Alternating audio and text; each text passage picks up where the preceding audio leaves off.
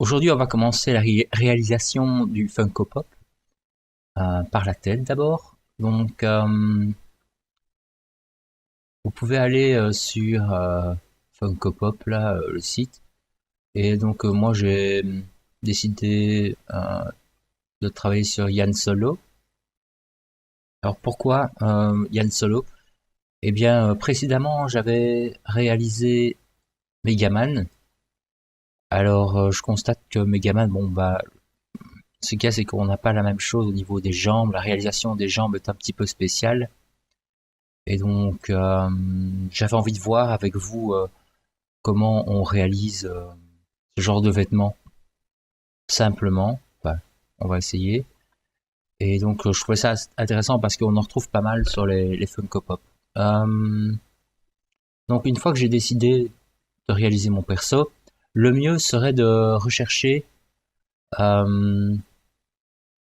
de rechercher sur Internet d'autres vues. Donc, là, ça, je vous laisse la possibilité de le faire. Donc, une vue side, ce serait bien, quoi. Donc, on va faire un clic droit, enregistrer l'image sous, voilà. Et alors, je vais indiquer l'endroit où ça va, enregistrer. Voilà. Je vais aller dans Photoshop. Et là, j'ai déjà recadré mon image. Je vais juste vous remontrer peut-être une fois comment on fait. Euh, voilà. J'ai mon image ici et on a l'outil de recadrage, c'est C. Hop, comme ceci. Et voilà. Là, j'ai mon image. Alors, ce qui serait sympa, ce serait euh, ici de mettre les personnages à la même taille. Donc, je vais glisser ici, on m'a vu. Hop, et on remarque que c'est pas du tout la même chose. Je vais agrandir cette vue. Et je vais appuyer sur CTRL T pour redimensionner. Alors, je peux redimensionner comme ceci, mais c'est pas ça que je veux. Je veux redimensionner proportionnellement avec Shift. Voilà. Comme ceci par exemple. Alors, ce qu'on pourrait faire, c'est mettre le point de pivot ici, vous voyez. On va mettre à la même hauteur. Donc je vais le mettre à la même hauteur. Donc F, afficher, les règles elles sont là. Donc on va mettre une règle ici. Normalement ça devrait être suffisant. Et, et voilà, on va mettre une règle. Disons que ça fait plus ou moins 10 cm Funko. Voilà, ici on voit que je suis trop grand. Donc je mets le point de pivot au niveau des pieds. Avec Shift, je vais ajuster. Voilà, quelque chose comme ça. Je pourrais peut-être m'aligner avec à l'aide des yeux. Voir ce que ça va donner. Ouais, je vais recadrer.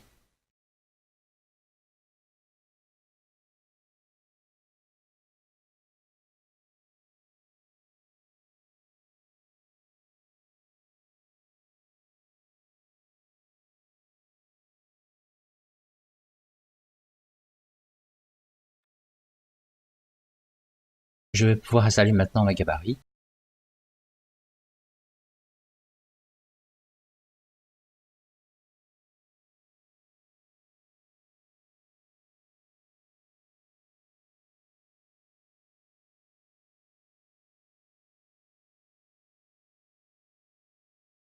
Et j'ai créé un dossier projet Funko Pop.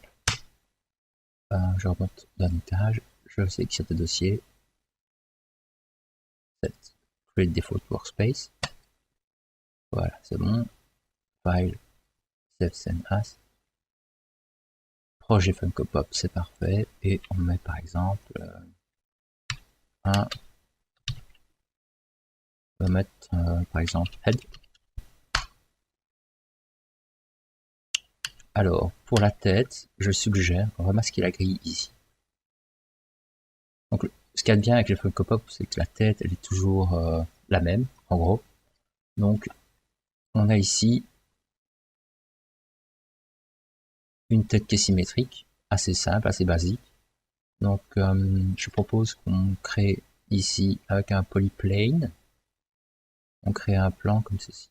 Voilà. Ensuite, je vais l'extruder. Extrude edge, W, hop. Voilà, comme ceci. Edge, prends les deux ici. Extrude. Je repositionne en vertex. G pour répéter l'extrude. Donc G permet de répéter le dernier outil qu'on a utilisé.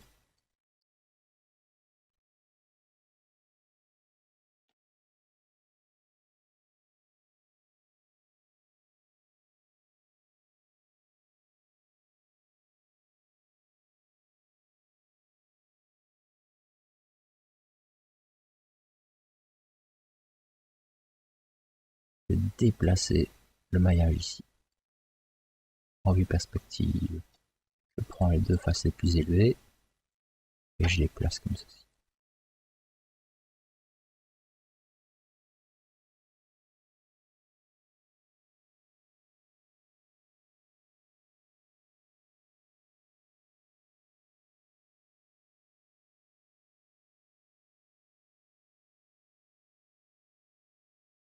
Les éléments là-bas et extrude. Comme ceci. Quand j'arrive à la moitié, j'appuie sur R pour aligner et monter ici.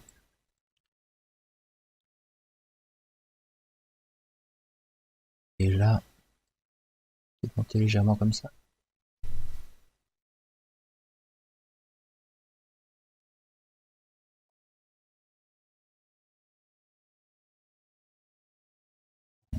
On est légèrement rentré dans le cas de Megaman. Il m'a semblé qu'on était légèrement rentré au milieu du visage. Vous voyez.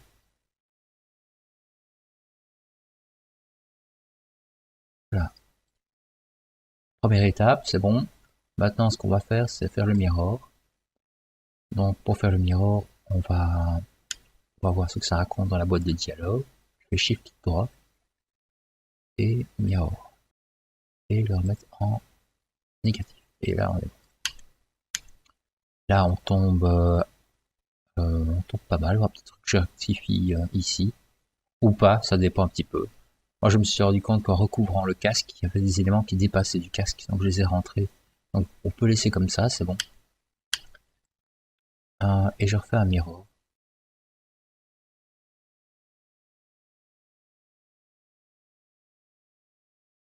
Il passe de l'autre côté, on met sur négatif, et là on est bon. Ouf. En side, on va ajuster.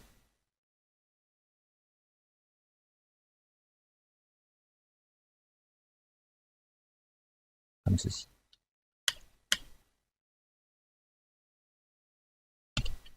Voilà, on n'a pas de triangle sur cet objet. Si on lisse, on a une forme qui est bien. On n'a pas de passement, vous voyez, parfois on voit des passements. Là, tout est bien lisse et on a des quads.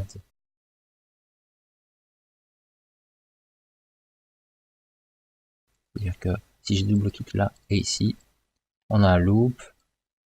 Donc là, c'est parfait.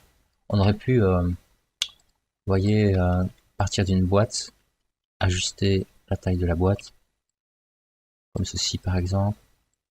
Voilà. Faire un bevel. Un truc comme ça. Peut-être même ajouter des segments.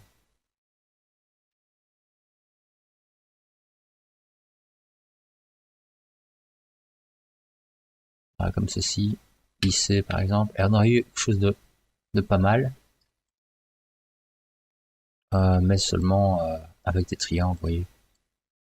pas idéal quand on veut animer des choses. Surtout qu'on va utiliser du squash and stretch, de la compression et de l'étirement sur le visage, et donc là, les triangles peuvent vraiment poser des problèmes. Ok, on enregistre,